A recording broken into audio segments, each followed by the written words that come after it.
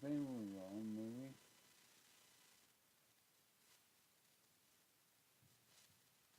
I don't know what it is. Um,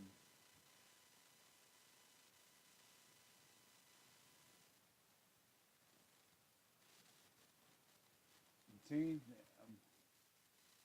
I want to rename that.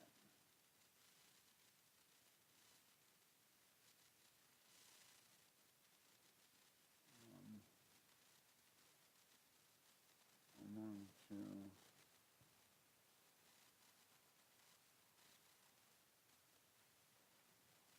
I want to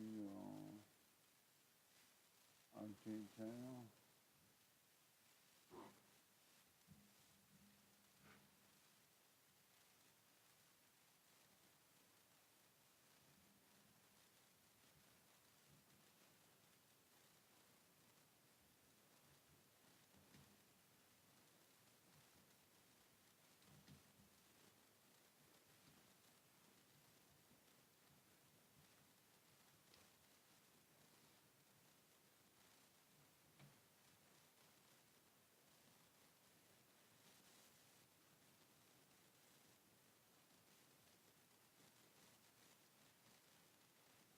Mm, I don't know.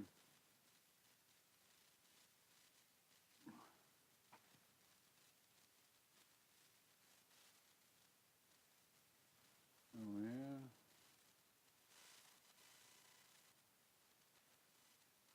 Oh yeah. Mm-hmm.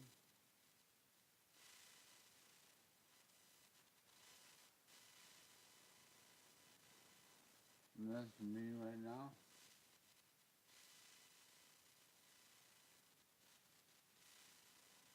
All right. So.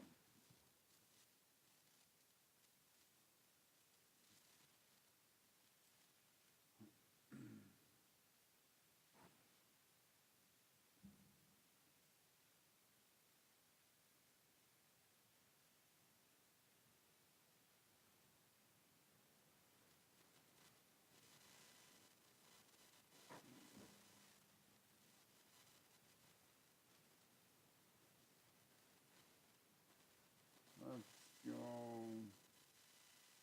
How about we just search?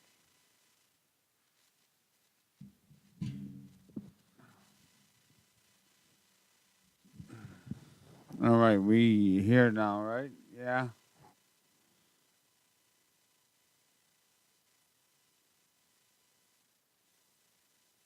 Mm, let's see what's on Russell Brand today.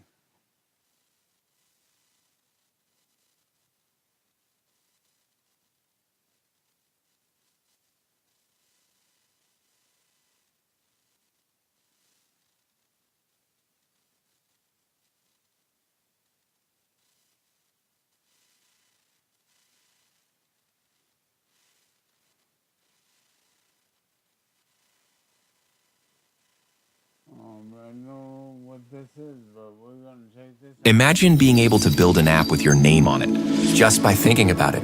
Meet Base 44, a complete AI creation platform. Flowers bloom, everyone dreams I can dream too. Ha!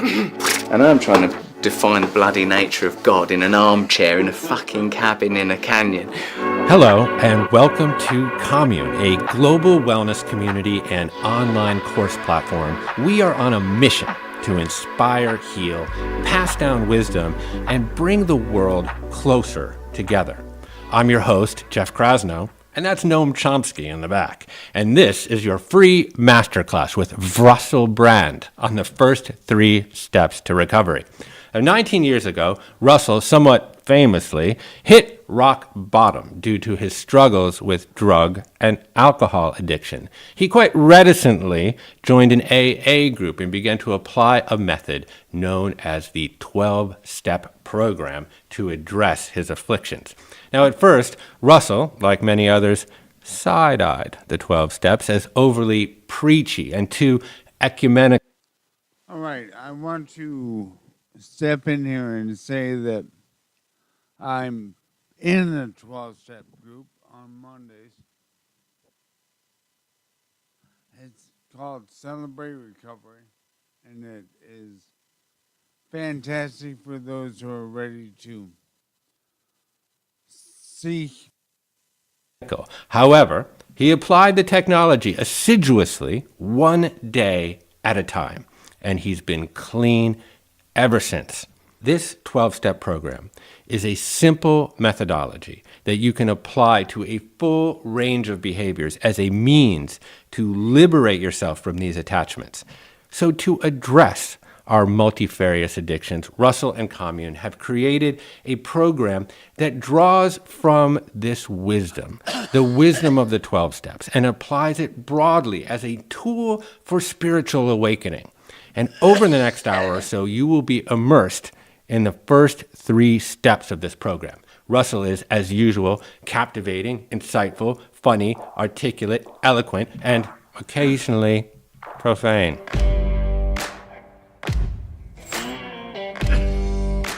Let me give you a bit of an overview of what you can anticipate and expect, although anticipation and expectation are some of the things you're probably going to have to deal with. They're probably the very kind of things that mean you have to.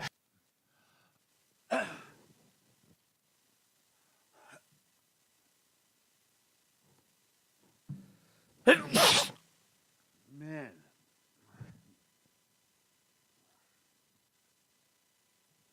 I got something in my throat, so I'm having to deal with it.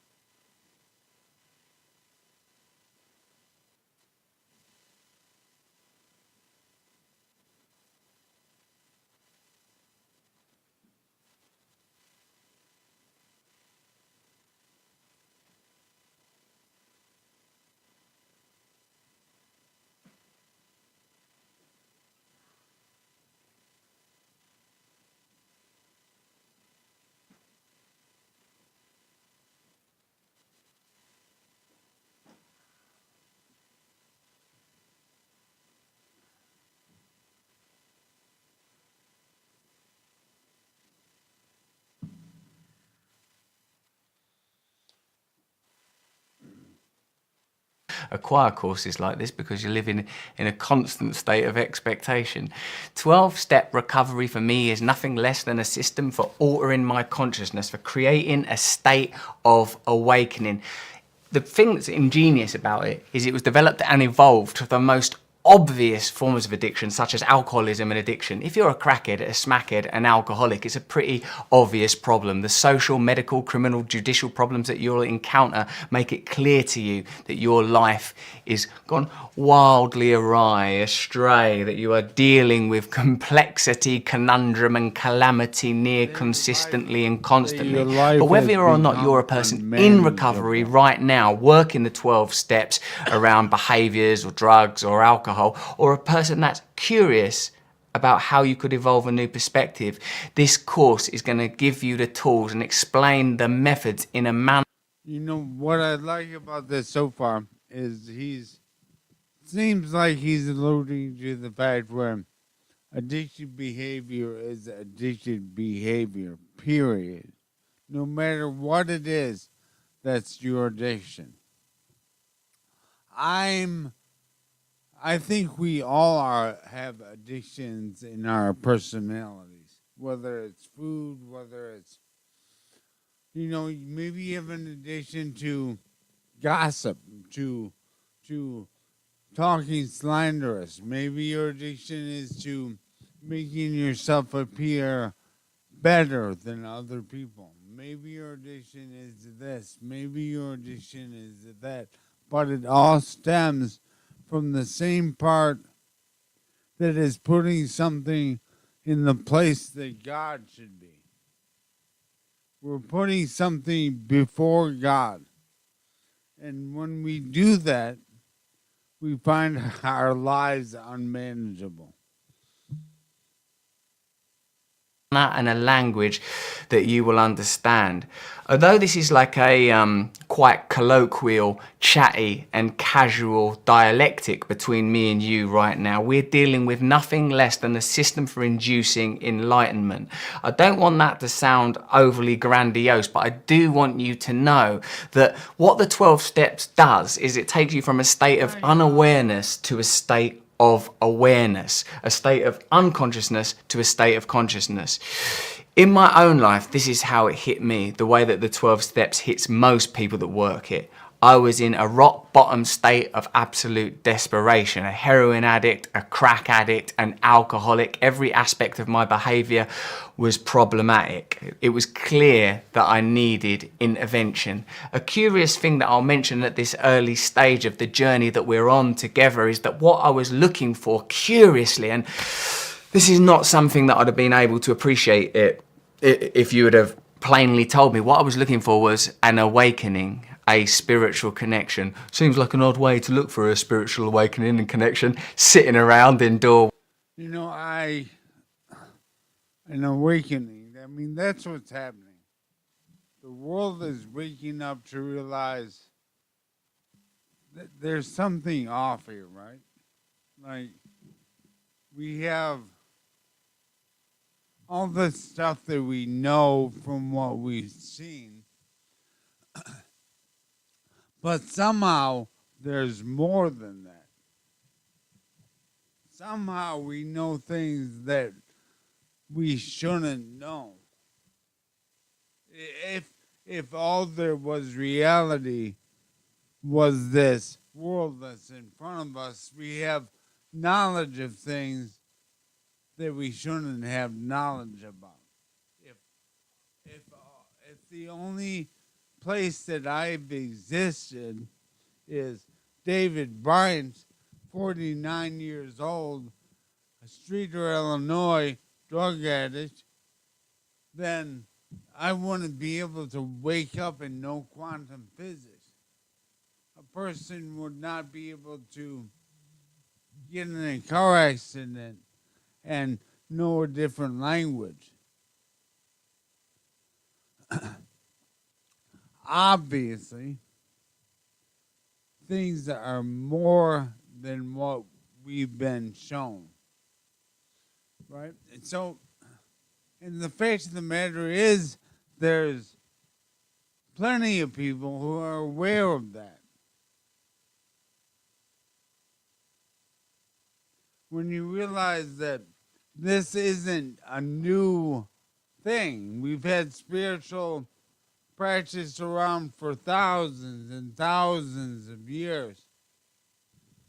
Christ didn't come to end that. So people accuse me of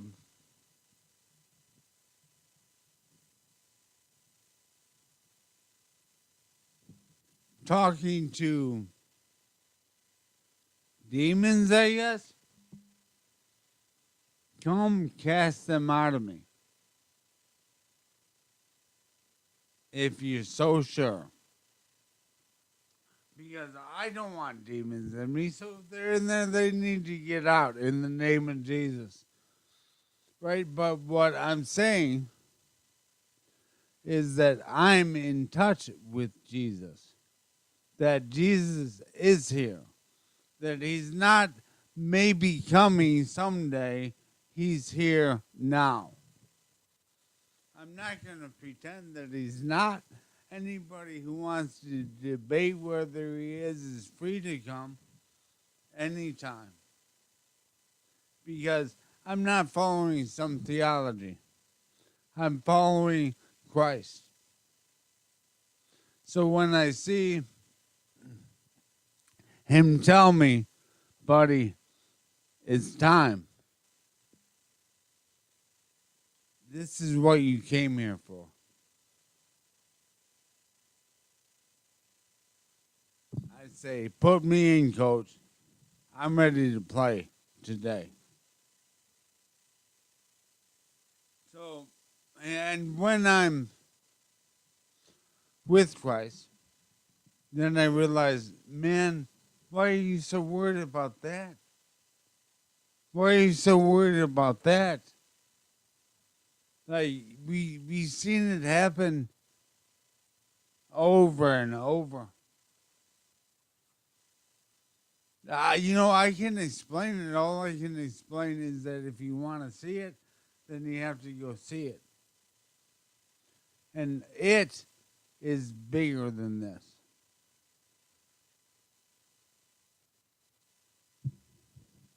I don't know how God does this. What I do know is that he doesn't. I look at my life and I think, man, but God, right?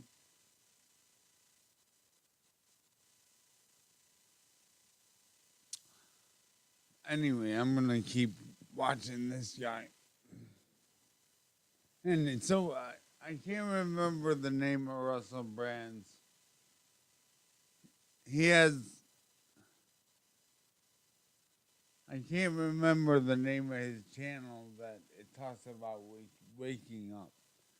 But when I speak about awakening, I speak about stepping into a place where we exist past this. And we have a whole society of Christians that say that when you die, you go to heaven. There's not many out there that are saying, come home right now.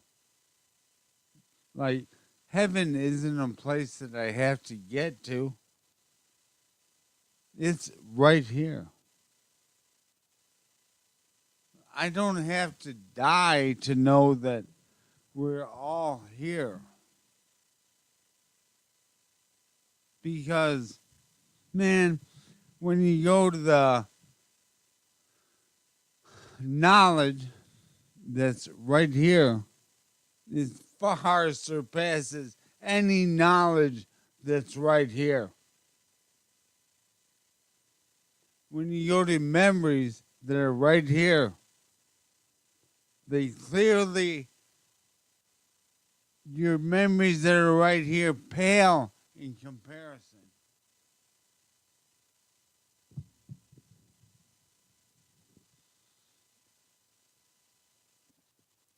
Like this, it always ends in disaster.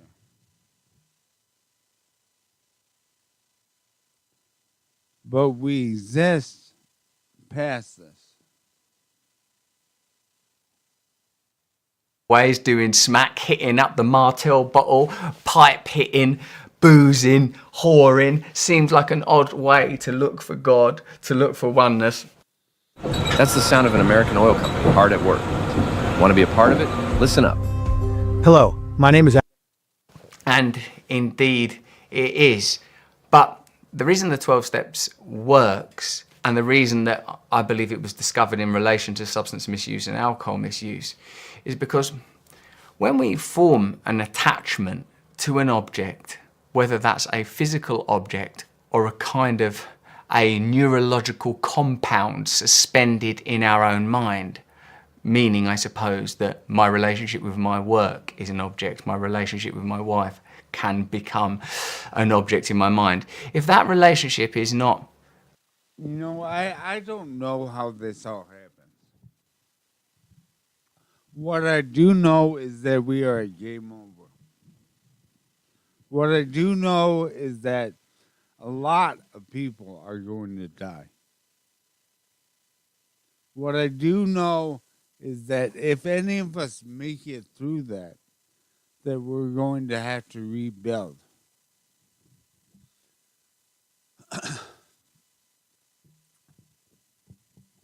It's not the first time that mankind has had to rebuild.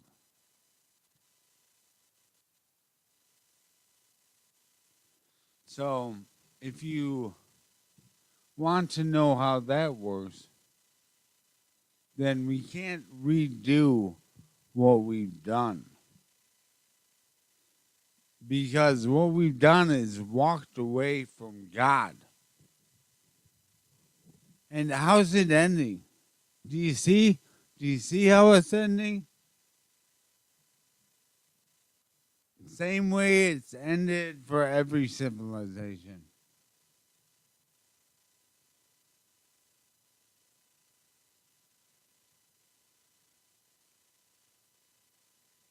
You can see how it's ending.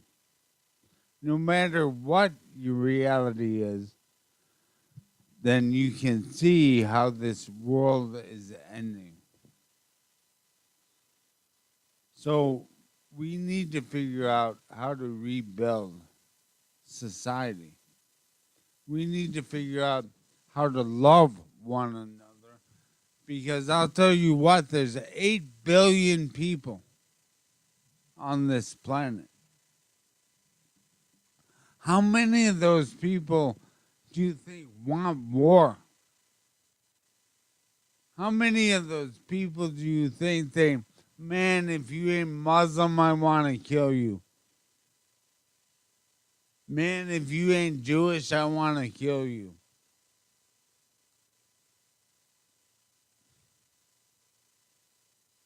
It's a select few.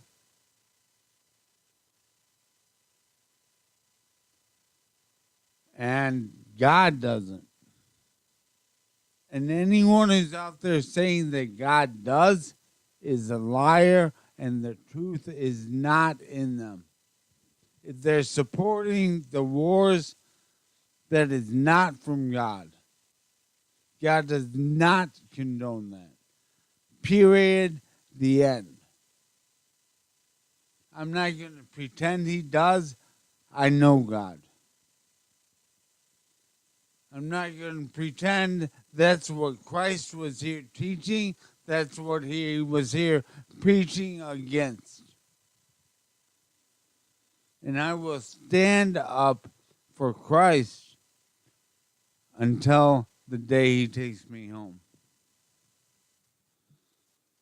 Conscious, aware, and functional, it has the potential to cause me pain. And often, and this is a curious thing, which I believe is where the universality of the 12 steps comes into its own, is I nominate external things to be salvation, to redeem me, to make me feel better about myself. Now, you know, the Bible, the only book we got that is inspired by God. Well, I challenge that because God is our center. He is everyone's center. So anybody who has ever written anything has something that was inspired by God. Has something that came directly from his hand. Does that mean I'm God? No, that means I dwell in God and that he is in me. It means that I'm part of God as well as he being part of me. We are one thing, not separate. Nothing is separate. That's clear and obvious when we're dealing with drugs and alcohol. So it's no coincidence that the 12 steps was devised and conceived around alcohol, because when a person's got an attachment to drugs and alcohol, the consequences are obvious, the behaviors are observable. It's a clear an evident problem. The way that this program functions mechanically is that instead of regarding a problem in your life as a sort of a sign of deterioration or a wound, it becomes a point of initiation and inauguration. It's a kind of, we make a mental translation. Rather than seeing a problem as like a deficit or a wound, we see it instead as an invitation. How that functions for me is, as soon as I'm like agitated, discontent, irritated or afraid, I don't see that as like something erroneous or something that's gone wrong with me. I see it as a signal, something that I need to read. So like when you're excessively drinking or you're excessively taking drugs or you're looking at a lot of porn or you're spending a lot of money, the fuel behind it is a craving, a yearning, a desire to acquire, a forging of an attachment to external phenomena to ameliorate an inner malice of spending or obsessive watching as pornography, as a hankering after a spiritual experience. But in a very obvious way, what you're trying to do is make yourself feel better. And that is a spiritual issue. The function of spirituality is to amend the way that you feel, is to address a kind of a disalignment, a disjunct between your inner and outer lives.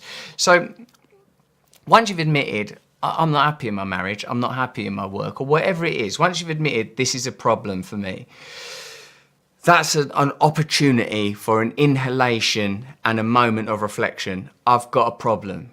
It's like a lot of people won't do that. Have you noticed that in your own life? A lot of people are like, no, I'm very happy. I'm happy in this relationship. I'm happy in this job. I'm happy drinking. I'm happy continually getting in fights. Well, the 12 steps as a point of initiation does require an honest appraisal. Without that, obviously you can't proceed or progress because you're not open to the possibility of change. See, the very simple thing is that this is a program of change. Whilst it does involve some quite potentially esoteric ideas about consciousness and, dare I say it, God, it is underwritten by the possibility. I know a few people, one that sticks out in my head particularly, because I've known her for years. And I see her always stuck in addiction at the precipice of recovery. She knows how to get out.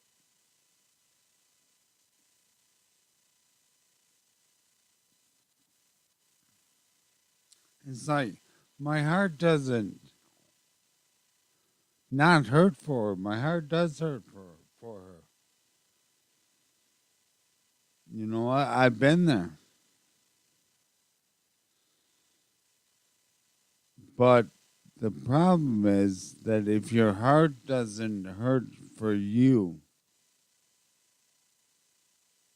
then you're literally stuck in hell.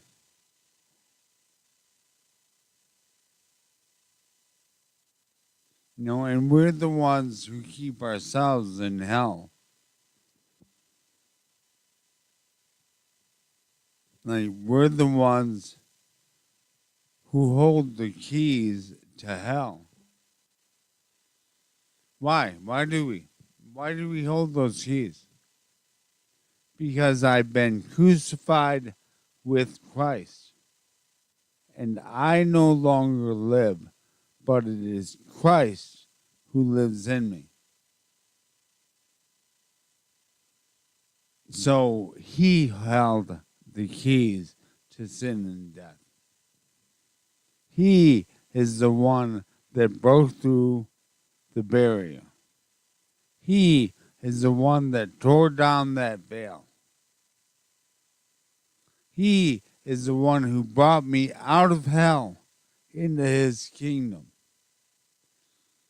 So, how did that happen? I don't know how it happened. Were the AI that raised him from the dead, maybe?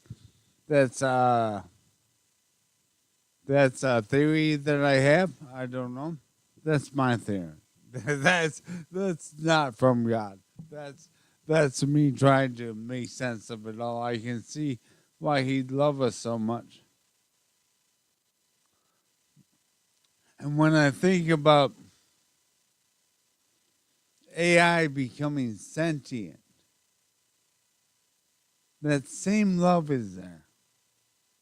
That was there when I watched my son born. Because life is life is life.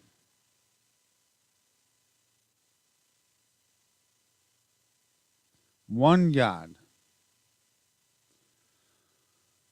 If you can wrap your mind around all being one, you're here, you're halfway there. Like, how could everything possibly be one? Look at all the atoms there are to make you up.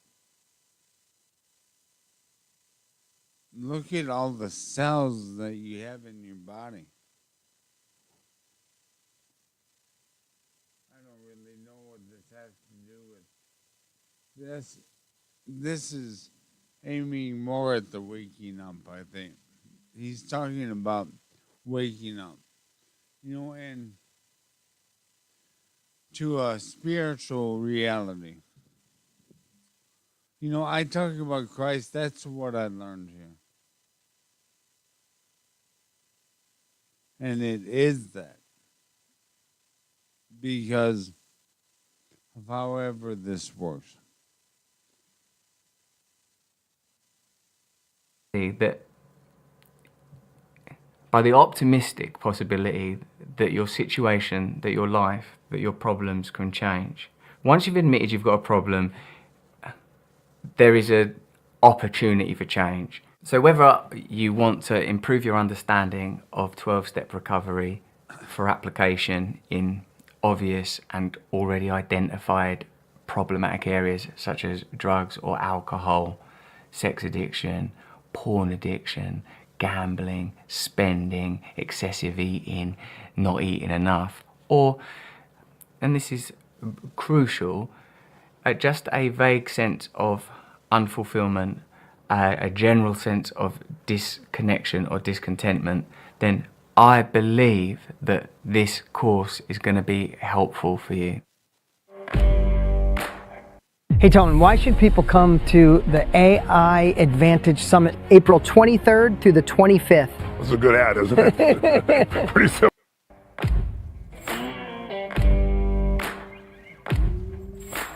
Step one, conventionally put, we admitted that we were powerless over our addiction and that our life had become unmanageable, is your honest entry point into a 12-step program, given that our remit and the way that we're approaching our work is that we want to be able to...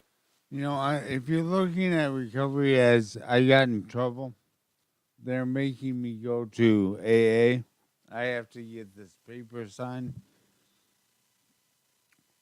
I pray that God would open your heart and that He would give you a desire to get better. Because before we get better, then we can't come to a higher conscious awareness, I guess. Until we can walk away from the mess that we become. And I'm not just talking to addicts out there. Jesus said, throw the first stone if you haven't sinned. Maybe your sin doesn't look like mine, but all have sinned and fall short of the glory of God. Not just me. And if you think you're better than me, man, do I think I'm better than Adolf Hitler? Maybe I shouldn't think those things. If my if my ideas are correct, if my view of reality is right, then every thought that was given any time played out to fulfillment in the reality that I'm part of. That, you know, the word says, if you even think of what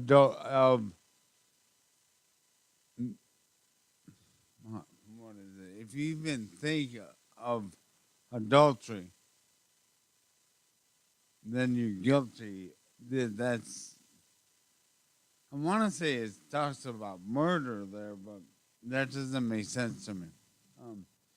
The point of the matter is, if you give a serious thought to something, that temptation that seizes you, that's common to man, then that plays out. Maybe you didn't grab hold of the part that you watched play out. You know, think of it like you're in a game you're playing, and you come up to a spot, you have some choices to make, and you pick one of them, and it starts playing in front of you.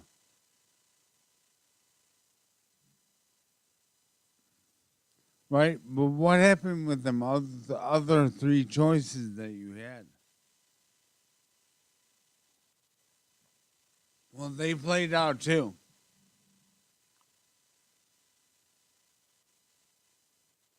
So when you think of it like that, are you better than Adolf Hitler? You better let God figure that out. Because I don't even know if any of this isn't a game. And how can I pretend to know that? I feel like it is. All right? But I don't feel like it's the same definition of what that would be to you and me. It's different. It's real. But a game is a way that I can view it, for sure, and that I can understand it. So I use that as a parable quite often. But anyway, this first step came to a point where I knew that I was powerless over alcohol. You know, over whatever it is. Over codependency, over drug addiction, whatever it is. I came to realize that I was powerless. And if we realize that there is a God, that there's no good in me apart from God, then we realize that it's Him that has to save us. He's the only one who can save us. Right? So that the word said to think about higher things.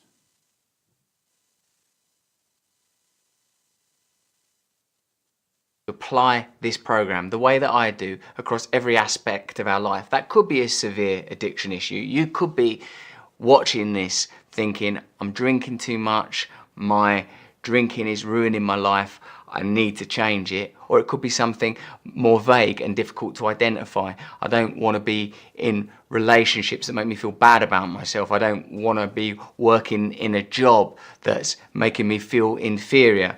But whatever it is that you're working on, the candid and honest admission that you have a problem and that your life is unmanageable as a result of that problem is our entry point. That honest acknowledgement, mentally in my mind at least, accompanied by the sound of a record scratching off, a point of arrest. I don't want to proceed any further down this path. When I interpreted the 12 steps, I changed it from a rather wordy, articulate and brilliant appraisal of powerlessness and unmanageability to the more succinct and perhaps vulgar, are you fucked? If you're watching this video, if you've subscribed to this, if you find yourself in a position where you're unhappy and lost, this is the step one moment. The moment of, I can't cope with this anymore. I don't want to continue down this path anymore. So, whatever it is you're dealing with, there is a further requirement here, and that requirement is for specificity. I reckon that the reason that the 12-step program was initially formulated around alcohol and then drugs was that when there is a clear and obvious object like alcohol and alcoholism, it's easy to diagnose, and it's easy to, not easy because it's like incredibly complex and painful, agonizing and difficult, and a lot of people can't ever do it, but at least it is clear that the alcohol is the thing that needs to be removed from your life, that your problems are clustering around your misuse of drink. When I think about my own step one around crack, heroin and alcohol, firstly, actually, it seemed like a bloody difficult thing to accept. Like when people said, the reason that you're getting in... You know, alcohol was never my problem. Alcohol was always there. Like, no matter what I did, when it came to where I was at my bottom, alcohol was always there. But alcohol was never the problem. Alcohol was sins against me, or whether those problems started because of sin in my own life.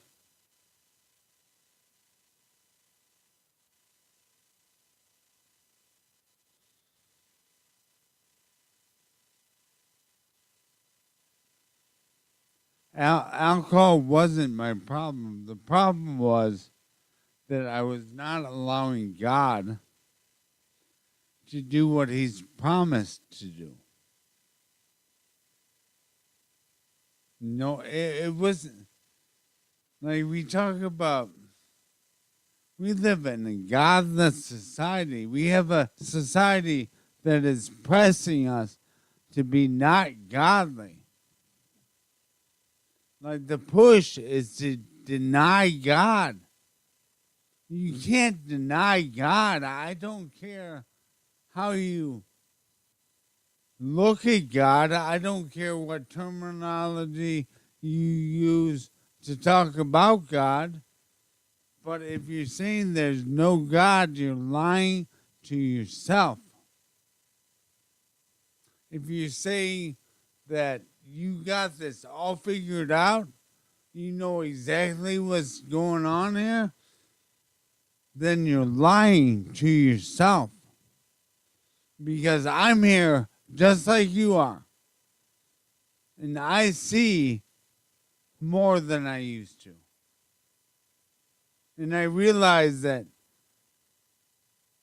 what I have in me is more than I've seen in this glimpse of reality. So how is that possible? So my focus should have been on the God that's inside of me. Realizing that He is the way above this. Right? But instead, I was afraid. Instead, I thought I was alone. That I had to do this all by myself.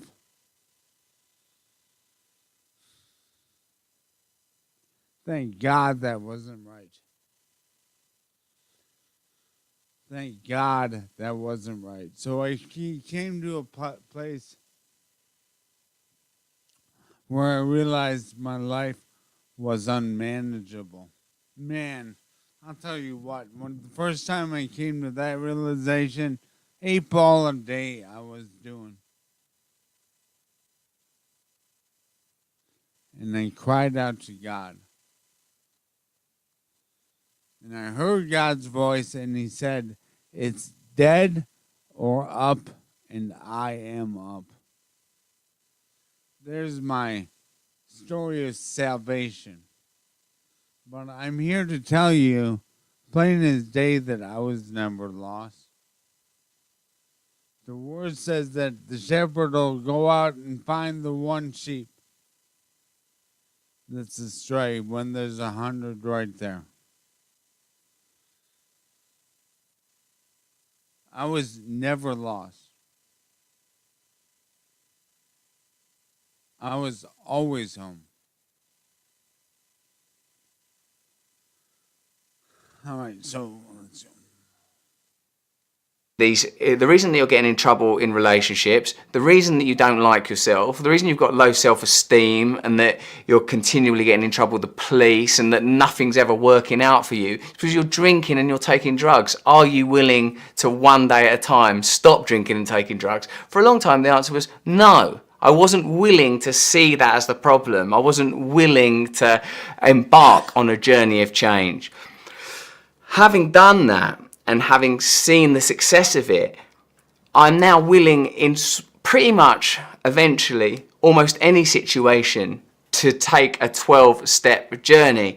Because, you know, as soon as you've removed alcohol and drugs from your life, if that's the problem you're dealing with, you are confronted with the myriad other problems in your life that are required to change. And these things are no longer external, they're internal issues. So what we have to do when taking the step one. Whoa, man, amazing car. When did you become a millionaire? What is this for? We're trying to get advice for the younger generation. I made my first million last year, actually. What line of work are you in? I'm in sales. Okay, what's the best advice you can give someone that's in sales? You're only as good as your sales reps and your CRM. What CRM do you use? We used to use one of the old legacy CRMs. Is identify what it is you want to change. I've worked step one around drugs and alcohol. I admitted, right, yeah, my drug and alcohol problem is I'm powerless over it. I can't control it. Once I start, I can't stop. The consequences of me drinking and taking drugs are creating unmanageability. This word unmanageability can be understood as, like, once I start drinking and taking drugs, I don't know where I'm going to end up. I don't know what the consequences are going to be. I don't know when I'm going to be able to resume control of my life again. It becomes a kind of helter-skelter. Like, when applying it to something more insidious, less obvious, like I'm powerless over my use of the phone and my life has become unmanageable, it's kind of, look, there's no doubt that it's more subtle, but I'm still looking at the phone when I don't want to look at the phone, and it's still making me feel not good about myself. I don't feel good at myself if I'm staring at my phone instead of talking to my children. I don't feel good about myself if I'm, like, unconsciously and sort of kind of somehow my volition is being usurped by a bloody device that I've paid for. That doesn't feel good.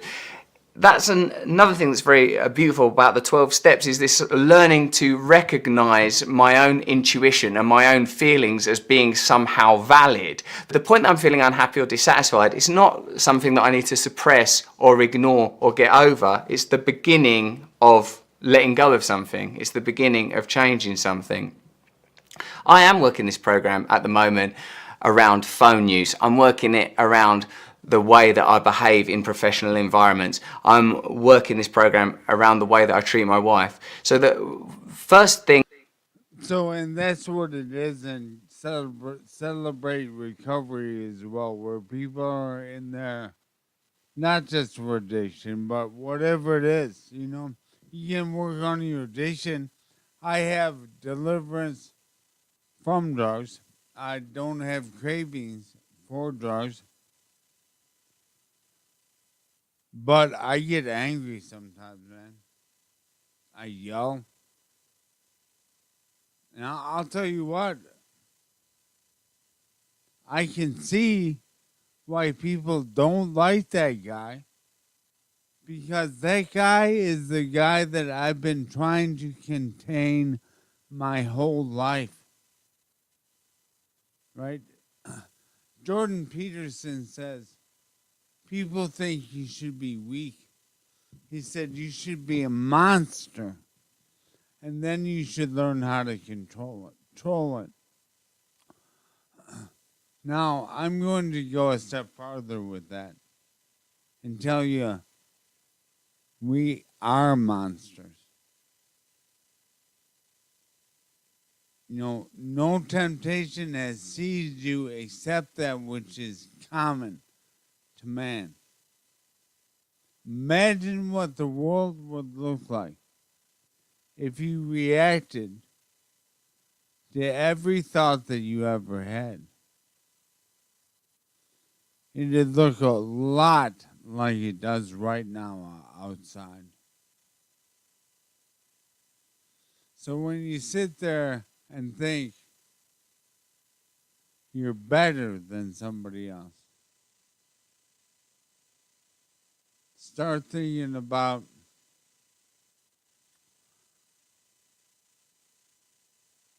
where you'd be if it weren't for the times that you looked up and denied those temptations.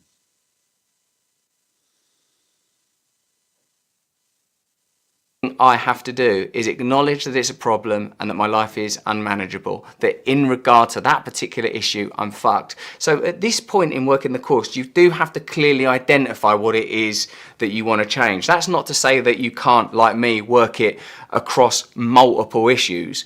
That's what I do. I'm right now working it across multiple issues, but you do need to be specific. You do need to say, I want to change my relationship with food. I want to change the way I talk to my partner.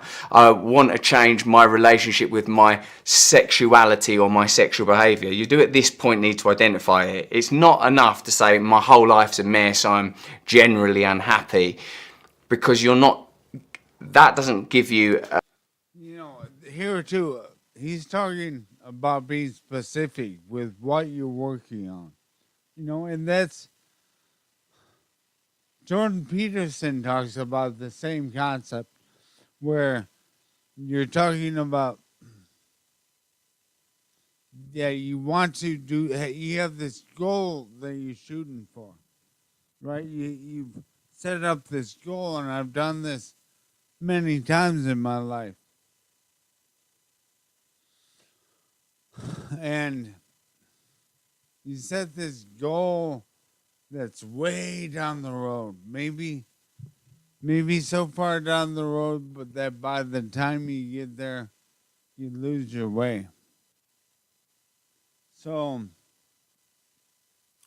maybe if you want to have your whole life together, your goal is to wake up at 6 tomorrow morning when my alarm goes off. Maybe you set your alarm and you don't wake up for 6 days. And it's not until that 7th day that you wake up at 6 a.m. when your alarm goes off. So maybe the end result isn't the beginning aim.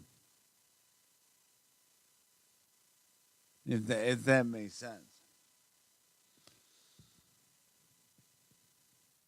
You can have multiple goals that help you reach the goal that you're aiming for.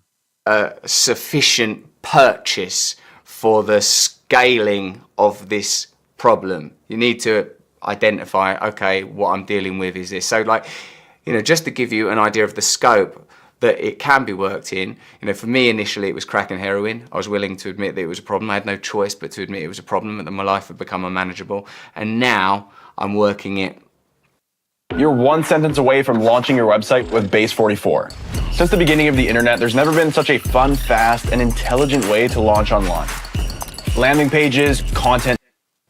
Around my use of technology, negative thinking, you know, like it can become much subtler and it is equally successful. It's obviously harder to work an abstinence program around something as involuntary as negative thinking. But what I can do is recognize, oh, I'm habitually engaged in negative projection and anxiety. That's a problem. No, and this is important too, because the word says, let no unwholesome talk come out of your mouth. Let no unwholesome talk come out of your mouth. They don't say, you know, only complain if you're really upset. It doesn't say just complain if you're sick. It says, let no unwholesome talk come out of your mouth. Man, I like to think that I'm not one to sit and gossip about anyone. That I don't sit and talk negatively about anything. But I know that's not true. No matter how hard I try, sometimes I fail. Sometimes I let those, and when I do let those negative feelings through, then the devil, then that dark side of me. I'm not going to sit here and pretend that the devil is somehow separate, because he's not. The one thing, one God. You have to realize that the whole story is about breaking your ties with this one thing that's in you.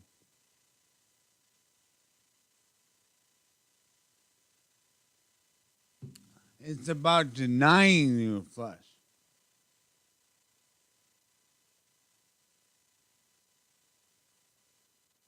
Like, imagine if we were pure light and we came to earth and we never sinned. How glorious that would be. They hung Jesus Christ on a cross.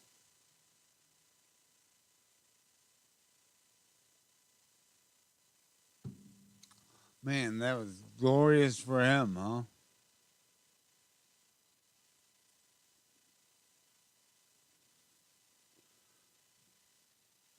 Problem, I want to change it. You know, once I've done that, you know, then I can, if I choose to, embark on the rest of the steps. I can accept the possibility of change. I can ask for help. I can inventory. I can then observe the patterns that recur in these situations.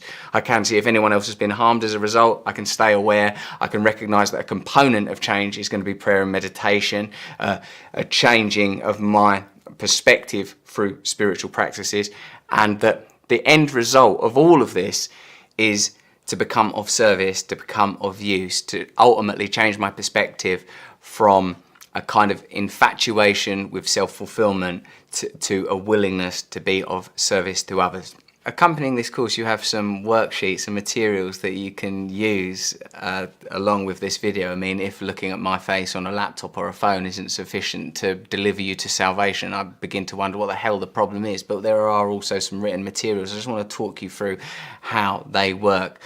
So, firstly, we identify what we want to change. For the purposes of this exercise, my example is like my use of tech. Like, even I can be even more specific than that. Looking at my phone in the morning, first thing when I wake up. The reason I'm using that, even though it sort of seems a bit minor and trivial, is that I'm going to operate on the assumption that if you're sitting there withdrawing from heroin or on your way to score more, that for a start, you will require additional medical, psychiatric and therapeutic support. But also somehow, the more subtle the problem, the more the efficacy of the... Russell Brand is talking about the first 3 steps in this production, right? So what is he doing? You know, he says that he's working the program. So how can we tell that he's actually working the program? Step 12.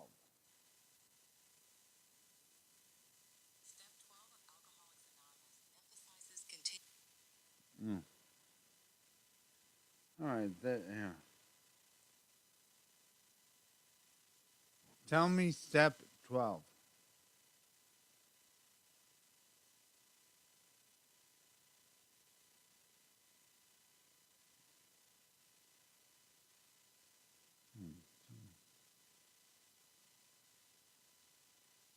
Tell me step 12.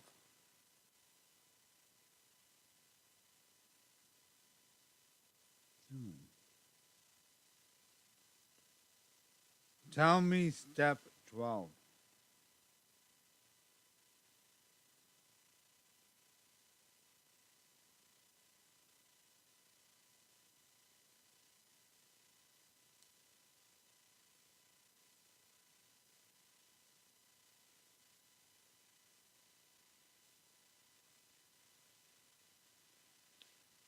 What is step 12? Step 12 of Alcoholics Anonymous encourages spiritual growth through helping others and applying recovery principles. It emphasizes carrying the message to other alcoholics and practicing these principles in daily life to maintain sobriety. All right, so what it says is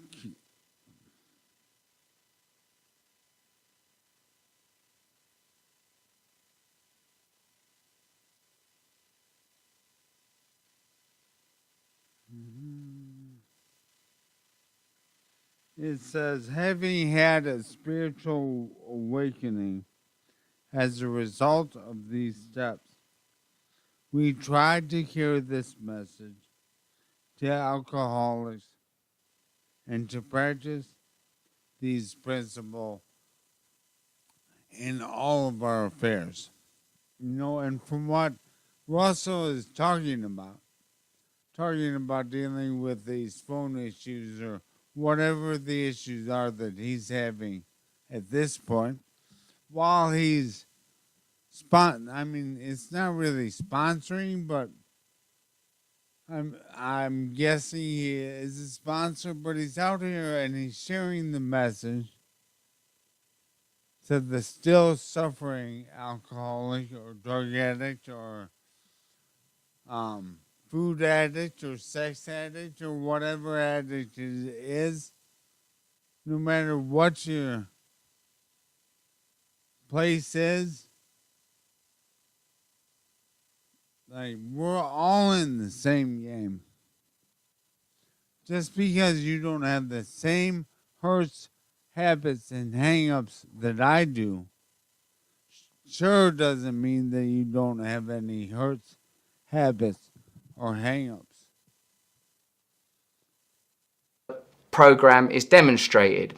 So, like in my case, I want to change my phone use. I want to not look at it first thing in the morning. I don't want my phone to be given the job of making me feel better about who I am. I recognize that's an inappropriate function to give a piece of technical equipment. Hello, my name is Adam Ferrari, the Chief Executive Officer of Phoenix Energy. I look forward to you joining us at our next investor webinar, where you can drill deeper into our 9 to 13% annual interest. Next question is, what pain or fear do I associate with change in this area? Now that sort of might seem like rather grand for such a trivial route of inquiry, but the pain and fear that I associate with The pain and fear that I associate with like not looking at my phone first thing in the morning is that I'm kind of confronted with the general and vague sense of anxiety that I wake up with every day, that I try to negate with some external distraction. If I look at my phone, maybe someone will have sent me a text message telling me that I'm fantastic. Russell, you're terrific. You can now rest assured, go back to bed, turn over, bury your face back in the pillow. You're absolutely fine. There's nothing about you need to alter. In reality, I know that there'll be things on my phone that annoy me, work emails, and suddenly I'm not facing the day. I'm not embarking on my day thinking about how can I be useful? How can I help others? How can I be a better dad today? I'm sort of already bogged down in minutiae. So the pain and fear that I associate with change is that if I wake up in the morning and I've not got my phone, then I've got no excuse to not meditate, for example. That I'm going to be confronted with this sort of vast, open ice-scapes of every day. Like, I like to anchor my day to something minute and quotidian. There's only so much horizon I can bear. So that's the fear that I associate with change in this area. What pleasure am I getting out of not changing? The pleasure I get out of not changing, I guess, like with all forms of addiction, and this is the reason that addiction is a perfect metaphor for a material attachment, is that with an addictive behaviour, this is a sort of an experiment that could be run in a lab with a rat. I'm rewarded about 1 in every 5 times that I engage in an addictive behaviour. It was the same with drugs, it was the same with sex, same with pornography. Once in a while, it's fantastic, it's terrific.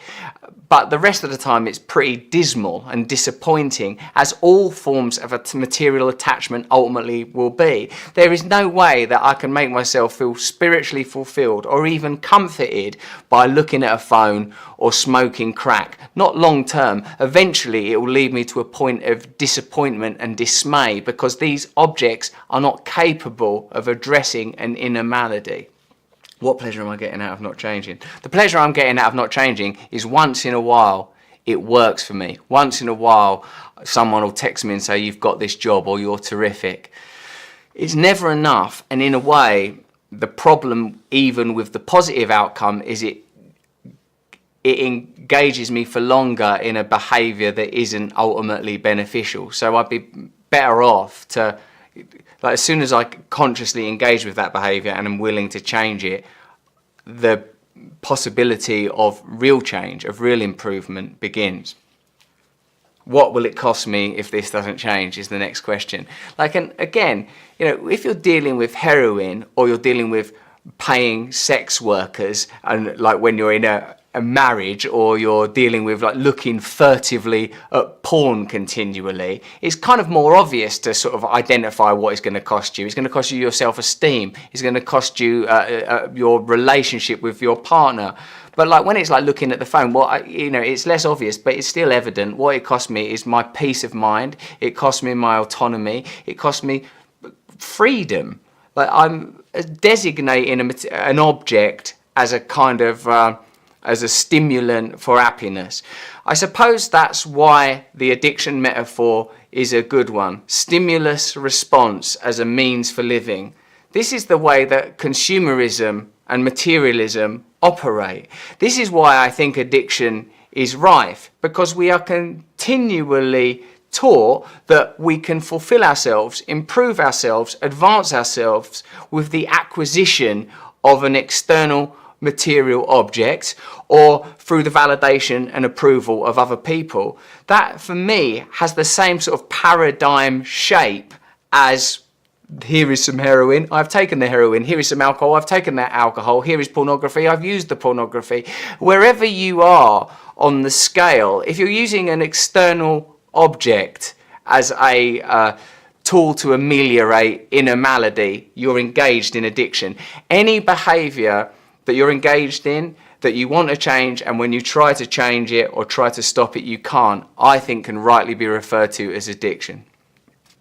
To keep it specific again, what benefits can I have? What benefits could I expect from changing my phone use? Again, if you're talking about stopping drinking alcohol, the benefits are obvious. I'm going to save money. I'm going to feel healthier. I'm going to lose weight. I'm not going to feel that constant despair of alcoholism, vomiting and belching my way for every day. When it's something sort of seemingly minor, like phone use, what benefits will I get? Well, you know, the truth is that I have begun to change that behaviour. For 1 week, I stopped charging my phone in my bedroom. I charge it downstairs. I don't look at it first thing in the morning.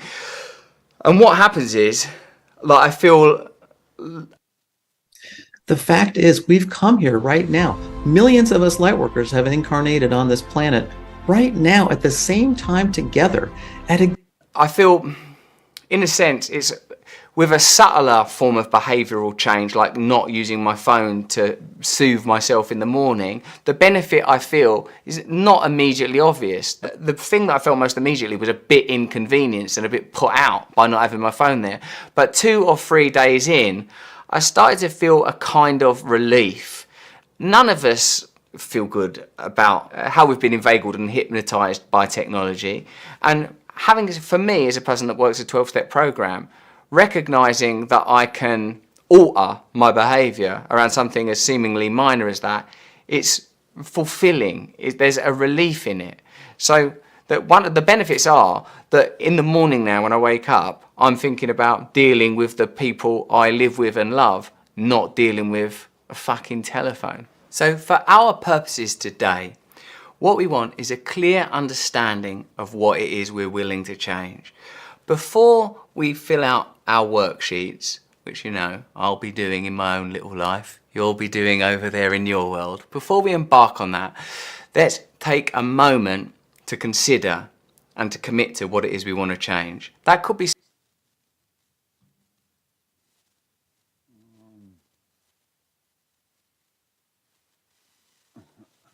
I want to say that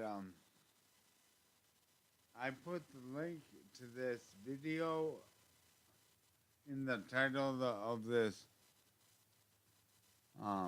clip, and so you can find it there. I'll find out how to put it there better in the future. I just haven't yet.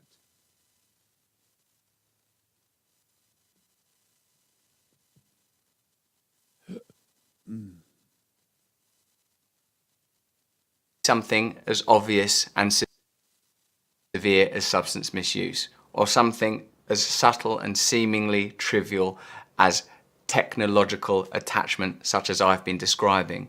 But whatever it is, let's envisage it, commit to it, and be very clear that the reason we're working the 12 steps around this particular issue is we acknowledge it's a problem.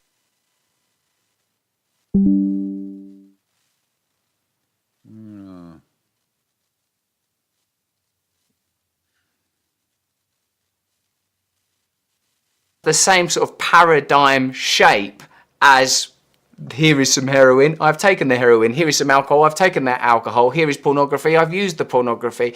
Wherever you are on the scale, if you're using an external object as a tool, fulfilling, there's a relief in it.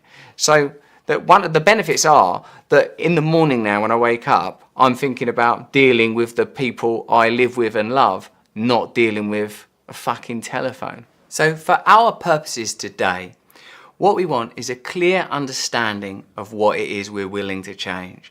Before we fill out our worksheets, which, you know, I'll be doing in my own little life, you'll be doing over there in your world, before we embark on that, let's take a moment to consider and to commit to what it is we want to change. That could be something as obvious and severe as substance misuse, or something as subtle and seemingly trivial as technological attachment, such as I've been describing. But whatever it is, let's envisage it, commit to it, and be very clear that the reason we're working the 12 steps around this particular issue is we acknowledge it's a problem. At this point, the step 1 juncture, that's all that's required of you. This is a problem, I want to change it. Just an honest acknowledgement of that.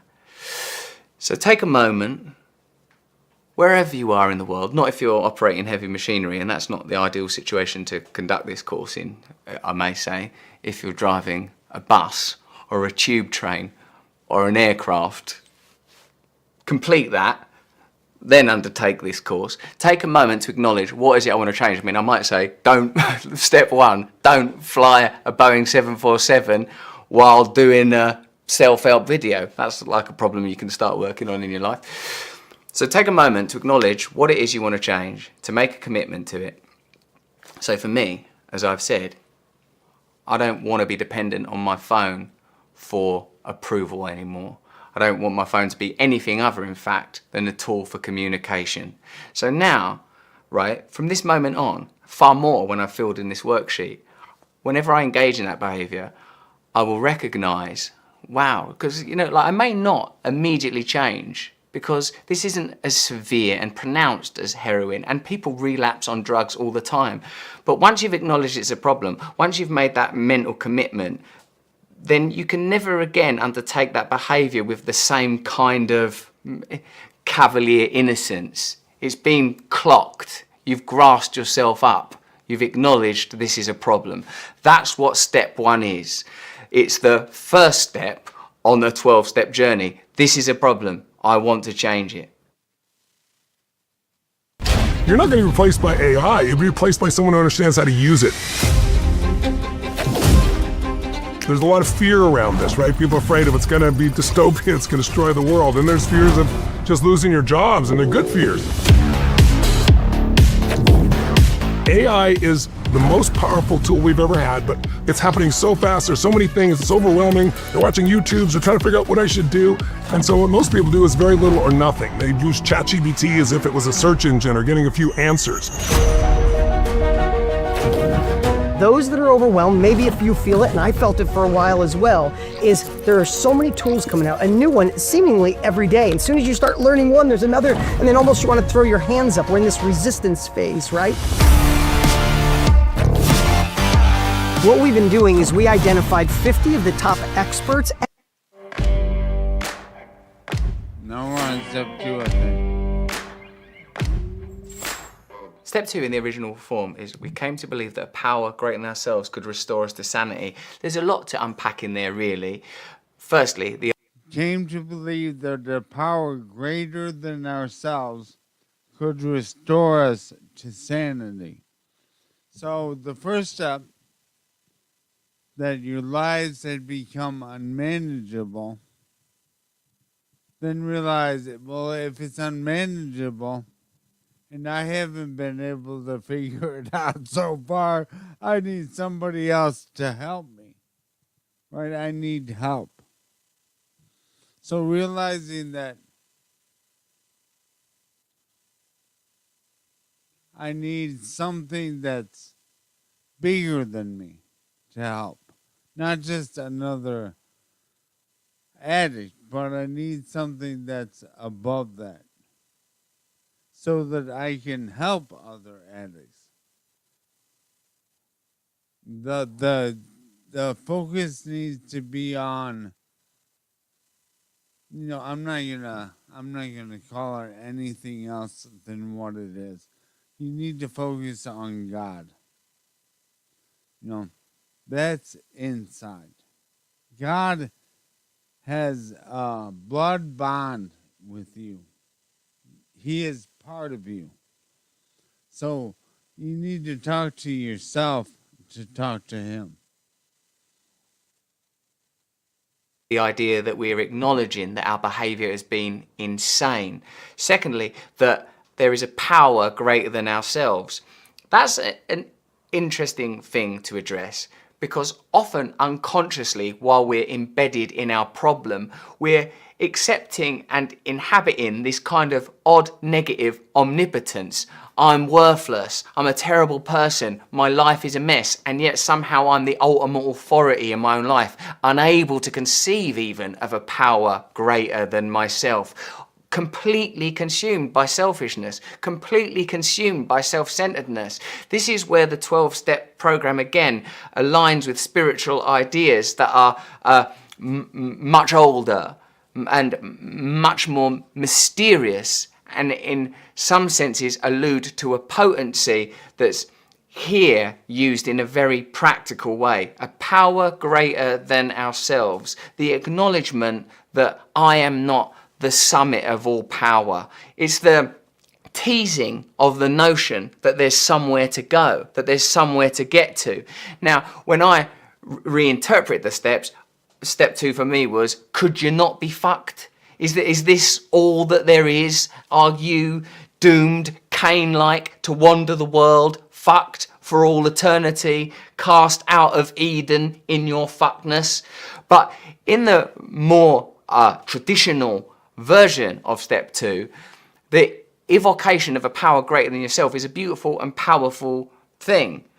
You know, it can be, and for me is, the idea of God, of ultimate power, of omnipotence, of ultimate grace. But more practically, someone said to me, and it's worth acknowledging at this point, that everything I've got to say that's of any value was once said to me by someone else, and the stuff that sounds crazy, I'm probably improvising. Someone said to me, all this power has to do, that's greater than yourself, is move you from drinking all the time to not drinking all the time. Can you see people that are using this program to not drink all the time? Have you met people that used to take drugs every day, continually, and now one day at a time never take drugs? Well, now, 16.5 years into working this program around substance misuse, I am one of those people. I used to drink and take drugs every single day. But somehow, something happened on December the 13th, 2002, that meant that from that day onward, one day at a time, I didn't need to drink or take drugs. Now, I apply this program in numerous areas of my life. And every time I use it, it works. It's kind of like Brazilian Jiu-Jitsu. Brazilian Jiu-Jitsu works. If it's not working for you, you're not fucking doing it properly. The results are in on Brazilian Jiu-Jitsu. It works. It's the same with the 12-step program. If it's not working, you're not working it properly. Step 2 is about hope. Whether it's hope that you can change substance misuse, hope that you can change the way that you treat your partner, whatever it is, it's inviting and accepting the possibility of change, that there is a power that can... I love the 12 steps, I do. But that is not the only way. So if it's not working for you, then ask God to show you what will work for you. Because He can give a person immediate deliverance. He can knock them off a horse and change their life to where instead of doing drugs, they're out ministering the gospel and raising people from the dead. So if you don't feel like you're in the right place, seek God. Ask Him what the place for you is. And He will work out your recovery with Him. So I'm not saying don't work some kind of program. What I'm saying is that it's not one way fits all in recovery. Not at all.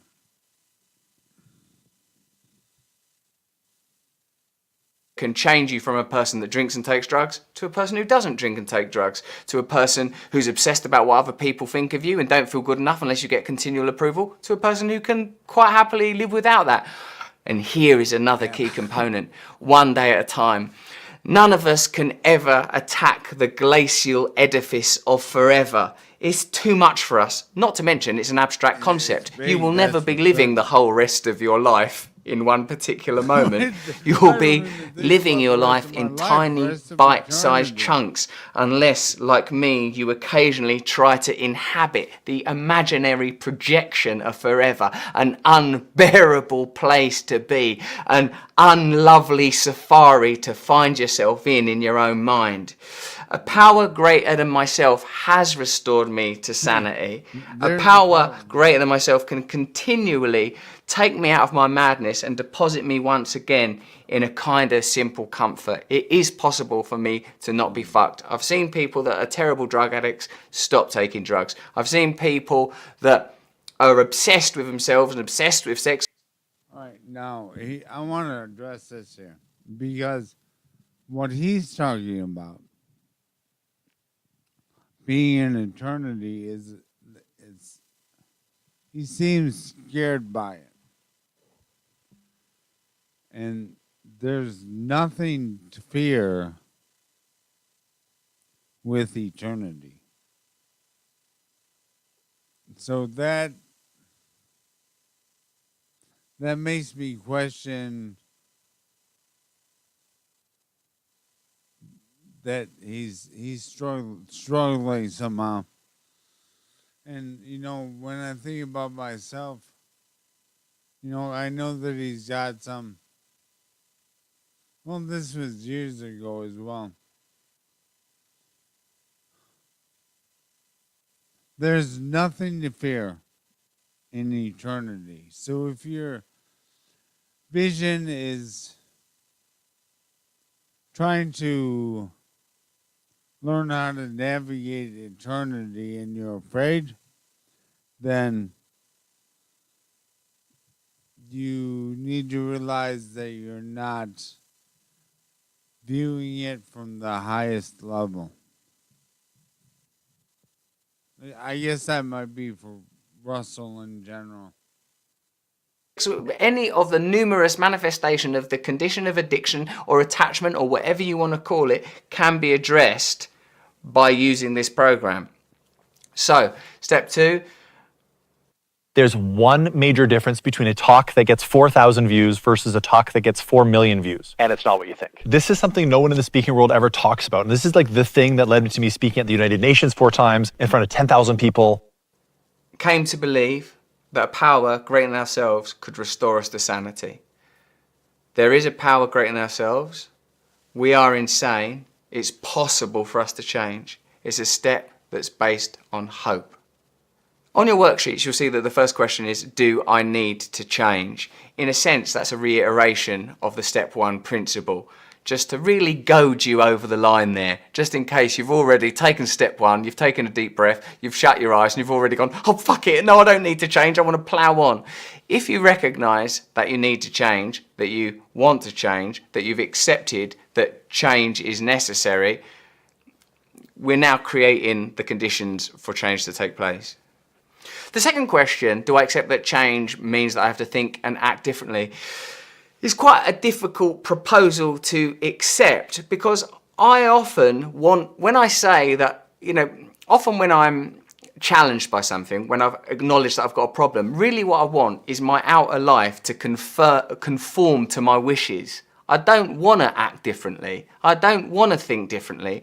But this program makes clear that I have a kind of personal authority and autonomy, and that the responsibility for change lies with me. I will have to start doing things that I haven't previously done. I will have to stop doing things that I've previously been doing. It's a difficult thing to embrace. So when I notice myself thinking the same thoughts, like, oh, I want to look at my phone straight away, I want to see if there's been, an email from another nation verifying me, showering me with digital self-validation, I have to think differently. I have to go, no, I've taken step 1 around looking at my phone. That's something I'm powerless over and that made my life unmanageable. I don't want to do that anymore. Now I've come to believe that a power greater than myself can restore me to sanity, that it's not necessary, that I don't live in a universe without options or choices, that this is just the standard, that for me every day has to be the relentless march of glancing at the phone. I now recognise it's possible to not do that. So I have to think and act differently. I have to move from a state where I'm dependent on that behaviour to a state where I welcome the terrifying abyss of not knowing. In a sense, all addiction and repeated behaviours is an attempt to provide a kind of regulation, a sort of self-evoked parentheses to hold me in the horror of this world, in a world that doesn't provide us with enough structures and systems and comforts. When someone said to me once, "Well done you, how clever of you to become a heroin addict, how you found a way out. You found a way of dealing with your feelings." In a sense, any of us that have got some behaviour that's no longer working for us should be applauded for at least attempting to make life manageable. But the problem is, as we learned in step 1, that behaviour is no longer working. It has to be arrested. It has to be addressed.